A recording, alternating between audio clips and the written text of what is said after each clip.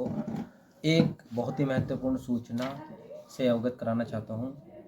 हमारी एक संस्था है helping hand public charitable trust, उसके द्वारा हम लोगों को SIR का फॉर्म भरने में सहायता कर रहे हैं। लगभग हमें 15 दिन से ऊपर हो गए हैं।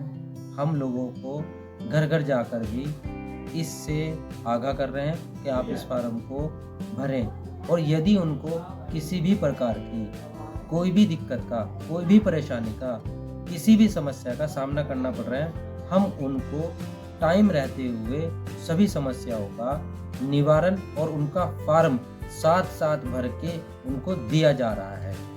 और जिसकी हमने उससे पहले भी बहुत सारी वीडियो अपलोड की हैं और सभी लोगों ने अपलोड की है, लेकिन मैं कुछ उससे थोड़ा आपको अलग बताना चाहता हूँ, जिसमें कि अभी आप लोग कुछ चीज़ें ऐसी हैं जो मिस कर रहे हैं। सबसे पहले मैं आपको एक फॉर्म दिखाना चाहता हूँ। ये एक नमूना फॉर्म है, इसको बोलते हैं हम गणना प्रपत्र। आप लोग सभी इसको भली भांति जानते हैं। बहुत से लोगों के पास ये गणना प्रपत्र आ चुका है और सभी के सभी इस गणना प्रपत्र को भर भी चुके हैं, लेकिन इसको भरने का और इसको समझने का कुछ थोड़ा सा मैं डिफरेंट तरीका बताना चाहता हूँ, जिससे आपको इसको भरने में आसानी रह सके। सभी को पता है कि हमें अपनी पूरी इंफॉर्मेशन यहाँ पे भरनी है। अगर यदि सबसे पहली चीज़ आप एक बारी इस फॉर्म के ऊपर आ जाइए, मैं इसको समझा देता हूँ। देखिए, अब मैं आपको लेकर आ चुका हूँ सीधे फॉर्म के ऊपर। मुझे कोई किसी भी तरीके की कोई भी परेशानी का सामना करना हो तो मुझसे कांटेक्ट कर सकते हैं मेरे नंबर पे। इसमें सबसे पहले आपको कॉलम दिया है जन्म तिथि, ठीक है। जन्म तिथि, आप अपनी जन्म तिथि ईयर नहीं A to Z चीज, जैसे कि आपका दिन, महीना और ईयर, आप पूरा इसको साफ सुथरे अक्षरों में लिखेंगे, क्योंकि आपके यही डेट ऑफ बर्थ आपके आगे जो भी प्रक्रिया SIR की होगी उसके ऊपर पूरी निर्भर करती है। तो मैं आपको बताना चाहता हूँ कि आप सबसे पहले इसमें डेट ऑफ बर्थ लिखेंगे, फिर उसके बाद इसमें आधार संख्या ये देखिए, इस पे लिखा है वैकल्पिक का मतलब ये होता है कि आपके पास ये एक ऑप्शनल है। अगर आप देना चाहते हो इसमें आधार कार्ड तो दे सकते हैं। यदि आपके पास आधार कार्ड नहीं है तो आपके इस कॉलम में कुछ भी ना भरें। दूसरी चीज, इसमें मोबाइल नंबर आप ये समझ लीजिए एक तरह के मैंडेटरी है। जिस तरीके से आधार कार्ड में मोबाइल नंबर जुड़ा हुआ है, इसी तरीके से आपके वोटर ID कार्ड में भी मोबाइल नंबर को जोड़ दिया जाएगा। यदि भविष्य में आपको अपना, जैसे हम आधार कार्ड डाउनलोड करते हैं, इसी तरीके से यदि आपको अपना पहचान पत्र वोटर ID कार्ड डाउनलोड करना होगा तो आप इजीली खुद से अपना पहचान पत्र और वोटर ID कार्ड डाउनलोड कर सकते हैं। तो इसके बाद मोबाइल नंबर के बाद महत्वपूर्ण चीज़ होगी आपके पिता का नाम। बाकी आप सबका नाम यहाँ होगी, यानी कि आपकी पूरी इन्फॉर्मेशन इस कॉलम में होगी। यहाँ पे आपको सिर्फ अपने रिलेटिव यानी कि संबंधी की इन्फॉर्मेशन करनी है, जिसमें आपको क्लियर कट दिया गया है। पिता या अभिभावक कहते हैं यदि किसी ने किसी भी बंदे को गोद लिया है कानूनी रूप से, तो वो अभिभावक के रूप में काम करेगा। यानी पिता का नाम, फिर पिता की EPIC ID यानी कि पहचान पत्र संख्या वो लिखें। उसके बाद माता का नाम, अगर आपके पास माता की EPIC ID नहीं है तो आप ना लिखें, बट माता का नाम ज़रूर लिखें। उसके बाद यदि आपकी शादी हो चुकी है, लेडीज़ हैं तो उनकी शादी हो गई तो अपने पति का नाम लिखें, और अगर जेंट्स है और उसकी शादी हो गई है तो वो अपने वाइफ का नाम यानी कि पत्नी का नाम यहाँ लिख सकते हैं, और उसके साथ में यहाँ पे नीचे वाले कॉलम में उनकी पहचान पत्र की संख्या लिख सकते हैं।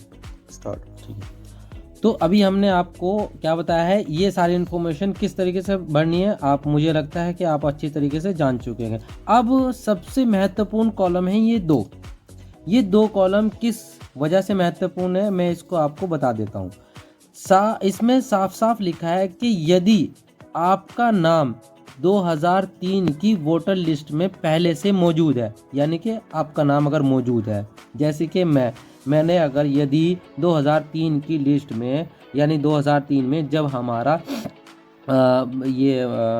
लोकसभा का या विधानसभा का जो भी इलेक्शन हुआ है, हमने उस समय वोट डाला है, तो मेरा नाम ऑटोमेटिकली इस 2003 की लिस्ट में जुड़ जाएगा। यदि है तो हमें क्या करना है, आप हमें पहली इन्फॉर्मेशन ये भरेंगे, उसके बाद आपको सिर्फ ये वाला कॉलम भरना है। इसमें मैं आपको एक चीज़ और क्लियर करूँगा जिसमें कि आपको बड़ी आसानी होगी समझने के लिए। उसमें क्या करना है, आपका नाम सबसे ऊपर है, ठीक है, आपको यही नाम भरना है, ठीक है। फिर उसके बाद आपका पहचान पत्र संख्या है यहाँ पे, फिर आपको वही पहचान पत्र संख्या लिखनी है। अब आपको अपने पिता का नाम लिखना है, ठीक है। अपने पिता का नाम जैसे कि सपोज इसमें दिया हुआ है कुछ भी नाम आपका XYZ कुछ भी हो सकता है। तो अब आपको क्या करना है, आपको अभी तो आपने क्या करा कि आपके पिता का नाम लिख दिया, तो आप सीधा सीधा आपका संबंध आपसे आपके पिताजी से पिता का हो गया, तो आप लिख सकते हैं, ठीक है। तो ये आपने लिख दिया। उसके बाद आप यहाँ पे जो भी आपका ज़िला है, हमारा ज़िला सहारनपुर पड़ता है तो हमने ज़िला सहारनपुर लिख दिया। फिर हम यूपी से यानी कि उत्तर प्रदेश से हैं, हमने उत्तर प्रदेश लिख दिया। फिर हमारी विधानसभा नकुड़ पड़ती है तो हमने यहाँ नकुड़ लिख दिया। फिर हमने उसकी संख्या लिखी है। फिर हमारी भाग संख्या साफ साफ जब हम 2003 की लिस्ट देखेंगे तो इधर तो हमारी नकुड़ विधानसभा संख्या होगी, उसी के ठीक साइड में आपकी भाग संख्या होगी। भाग संख्या लिखने के बाद यानी कि ये 3 कॉलम सबसे ज़्यादा ज़रूरी हैं। यदि हमने ये 3 कॉलम नहीं भरे और हमने ये पूरी इन्फॉर्मेशन भर दी तो हमारा फार्म ये समझ लीजिए किसी भी प्रकार से सही नहीं भरा है और वो रिजेक्ट हो सकता है। तो मैं कहना चाहता हूँ हम सभी मेरे जितने भी साथी हैं सभी से मैं कहना चाहता हूँ कि सबसे पहले आप इन 3 कॉलम पे सबसे ज़्यादा ध्यान दें।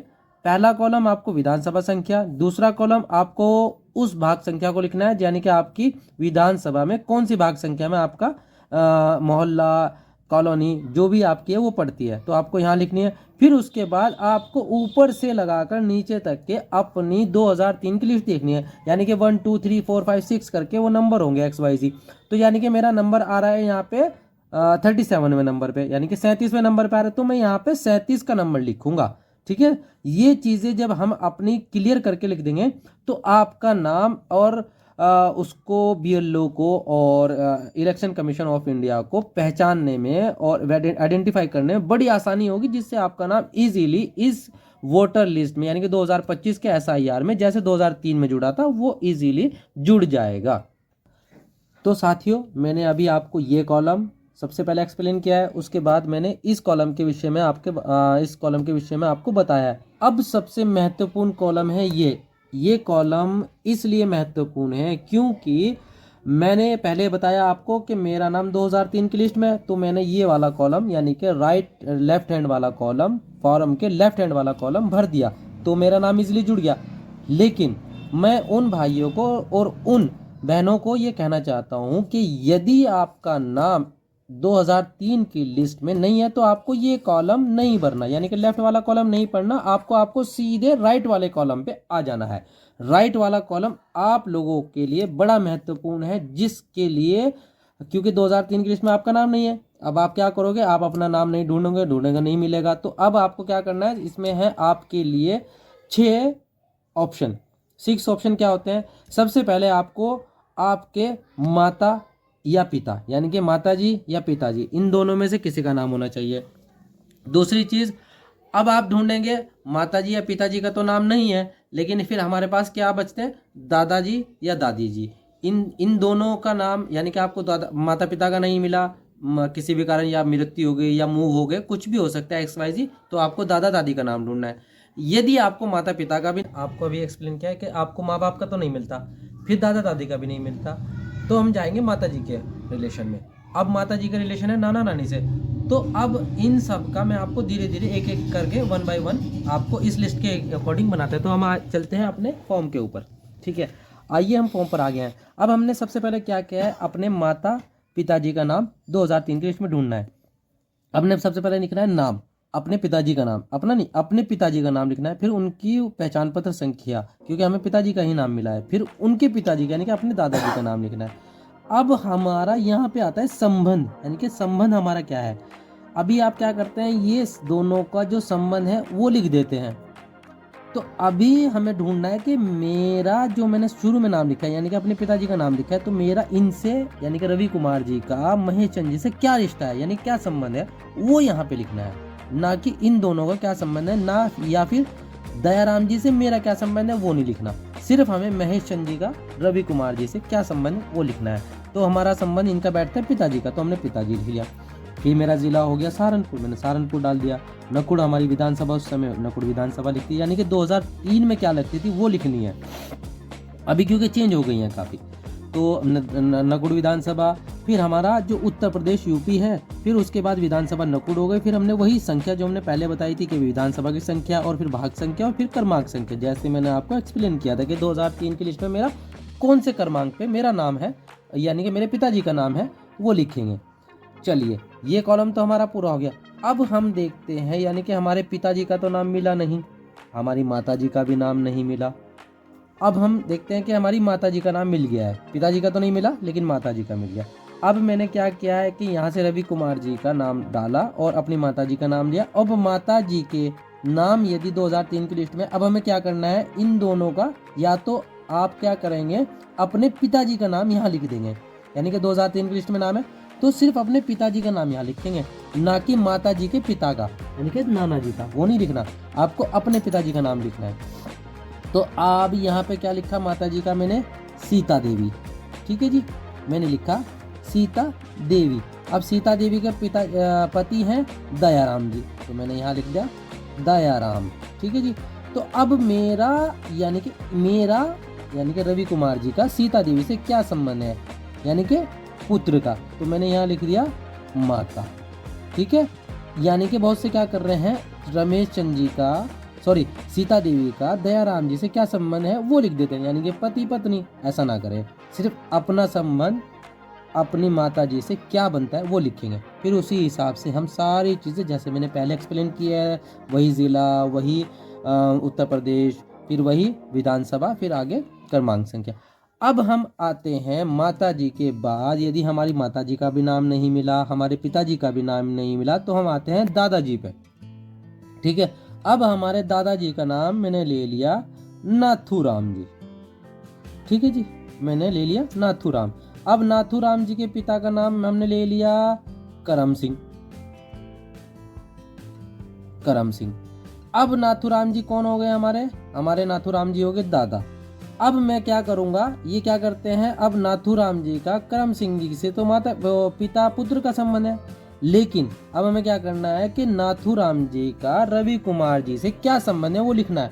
तो अभी क्या हो गई है इनके, नाथूराम जी दादा, तो यहाँ पे लिखना है दादा जी, यानी के पिता के पिता, यानी के रवि कुमार जी के पिताजी के पिताजी, तो यहाँ लिखना है दादाजी। इसी तरीके से यहाँ पे यदि दादाजी का नाम नहीं मिलता, दादाजी का नाम लिखना है, तो यहाँ पे आ जाएंगे हम दादी जी, ठीक है। फिर यदि ना दादा का मिला, ना दादी का मिला, ना माता का मिला, ना पिता का मिला, ठीक है। अब हम आते हैं माता जी के रिलेशन में, तो हमारा माता जी से क्या रिलेशन हो गया हमारे, यानी कि हमारे नाना का नाम हमें मिल गया, तो अब हम नाना का नाम डालेंगे, यानी कि रवि कुमार जी से आपका नाना का नाम क्या संबंध है। तो यहाँ पे दादी नहीं लिखेंगे, दादा नहीं लिखेंगे, यहाँ पे लिखेंगे नाना जी, और साथ में लिखेंगे माता के पिता, ठीक है।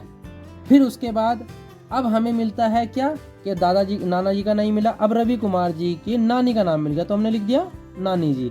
अब माता जी के, यानी कि माता की माता। तो अभी आपको मेरे हिसाब से सारे के सारे रिलेशन समझ में आ गए होंगे। हमें क्या करना है, सबसे ज़्यादा हमें देखना है कि जो भी नाम हम यहाँ डाल रहे हैं उसका रवि कुमार जी से क्या संबंध है, वो संबंध हम यहाँ डालेंगे, ना कि इन दोनों का आपस में क्या संबंध है वो डालेंगे। सबसे ज़्यादा कंफ्यूजन यहाँ पे और यहाँ पे हो रही है, यानी कि ये दोनों लिख रहे हैं कि माता पिता या पति पत्नी, वो लिख रहे हैं, ये ना डाल के हमें रवि कुमार जी से रमेश चंद जी का क्या संबंध है, या सीता देवी का क्या संबंध है, या नाथूराम जी का क्या संबंध है, या उनकी पत्नी का क्या संबंध है, वो लिखना है। मेरे हिसाब से आप सभी को ये अच्छे से क्लियर समझ में आ गया होगा। यदि आपको इसको फार्म को भरने में अभी भी कोई भी परेशानी का सामना करना पड़ रहा है तो आप हमें हमारे दिए गए नंबर पे व्हाट्सएप या फिर कॉल करके सीधे सीधे पूछ सकते हैं।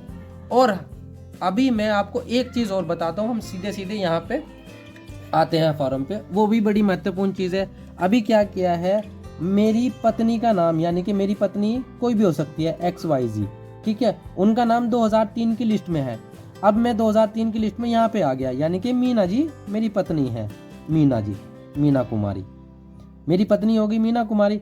अब मैं क्या करता हूँ, मीना कुमारी जी के पापा का नाम मैंने यहाँ डाल दिया, लेकिन वो न डालें। यहाँ पे क्या करना है, जैसे कि मीना कुमारी जी मेरी वाइफ है, रवि जी मेरा नाम है, तो मैंने क्या कर दिया यहाँ पे रवि कुमार, और मेरा यानी कि इनका मुझसे क्या संबंध है, पिता न करके पति। अगर आपकी वाइफ का नाम यहाँ पे आ गया 2003 की लिस्ट में, तो आप पिता का संबंध न डाल के अपना संबंध इनसे डालेंगे, यानी कि क्योंकि आपका नाम 2003 की लिस्ट में नहीं है, लेकिन आपकी पत्नी का नाम 2003 की लिस्ट में, और आपका अपनी पत्नी से क्या संबंध है वो डालेंगे। इसमें भी बड़ा कंफ्यूजन हो रहा है। यदि कोई भी दिक्कत में पत्नी से रिलेटेड, माता से रिलेटेड, पिता से रिलेटेड, नाना नानी से रिलेटेड, दादा दादी से रिलेटेड, तो आप किसी भी समय हमें हमारे नंबर पे व्हाट्सअप या कॉल कर सकते हैं। हम हर समय आपकी सेवा में, और helping hand public charitable trust her समय आपकी सेवा में तत्पर है। दूसरी चीज, इसके बाद की जो प्रक्रिया है, यानी कि बहुत से लोगों का नाम क्या हो रहा है कि 2003 की लिस्ट में तो नाम था, लेकिन वो किसी कारणवश 2025 की लिस्ट में नाम नहीं है। तो हम अगली वीडियो आपको उसी के संबंध में बताएंगे कि आपको उसके लिए क्या स्टेप लेना है। इसके लिए हम आपके हाथ जोड़ के धन्यवाद कहते हैं। हमारा और आपका दिन शुभ हो।